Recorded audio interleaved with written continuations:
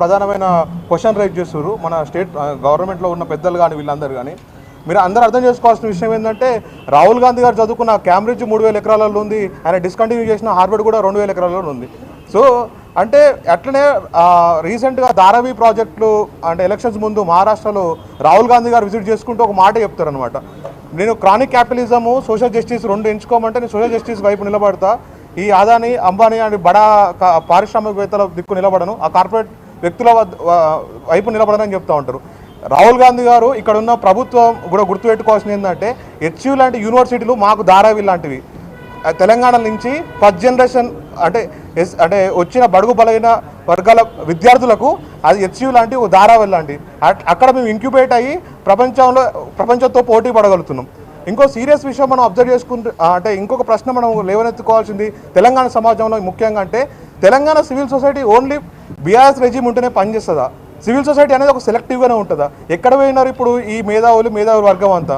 University land పోతుంటే ఎక్కడ పోయినారు? ఓన్లీ 10 years ఆఫ్ టైంలోనే ఓన్లీ బీఆర్ఎస్ రెజీమ్ను మాత్రమే సివిల్ సొసైటీ ఉంటుంది తెలంగాణలో. ఈ ప్రశ్నను చాలా సీరియస్గా మనం ఆలోచించాల్సిన అవసరం కూడా ఉన్నది. ఈ నాలుగో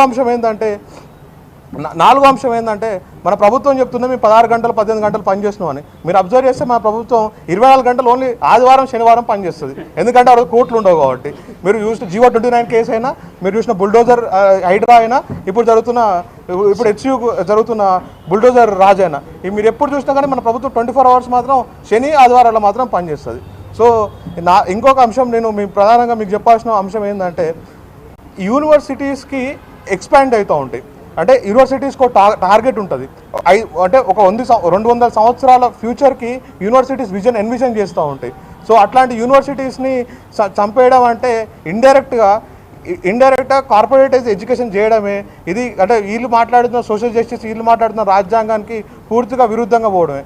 సో ఇంకో చాలా బాధాకరమైన అంశం ఏంటంటే మా అలుమ్ని ఇదే ప్రభుత్వంలో ఉన్నారు, ఇదే ప్రభుత్వం శాసనసభ్యులుగా ఉన్నారు, ఇదే ప్రభుత్వంలో మంత్రులుగా ఉన్నారు. మరి వాళ్ళు యూనివర్సిటీ మీద చూసి ప్రేమ ఎందుకు వస్తుందో నాకు అర్థమవుతుంది.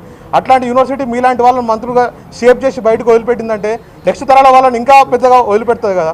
సో ఈ విషయం మీరు ఖచ్చితంగా సో ఇప్పుడు మా ప్రధానమైన డిమాండ్స్ ఏంటంటే మా 400 acres ఆఫ్ యూనివర్సిటీ ల్యాండ్ ఏదైతే ఉన్నదో ఫస్ట్ ఆ ల్యాండ్ని గ్రీన్ జోన్గా ప్రకటించి ఆ ప్రభుత్వం కూడా దాన్ని 80% దాన్ని డిస్టర్బ్ చేయకుండా ఉండాలి.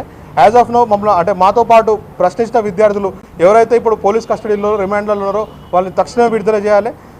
కాంగ్రెస్ ప్రభుత్వం ఈ నిరంకుశమైన వైఖరిని మాత్రం ఖచ్చితంగా వెనుకకు పోవాలి, లేకుంటే అది కోర్టులు ఖచ్చితంగా దీనికి జవాబు చెప్తాయి. విద్యార్థులు కూడా దాన్ని కొట్లాడటానికి సిద్ధంగా ఉన్నాయి. థ్యాంక్ యూ అండి.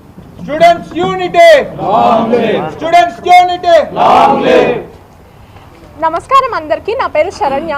నేను మొదటిగా ఏం చెప్పాలనుకుంటున్నా అంటే నేను నిన్న అయినా కొట్లాట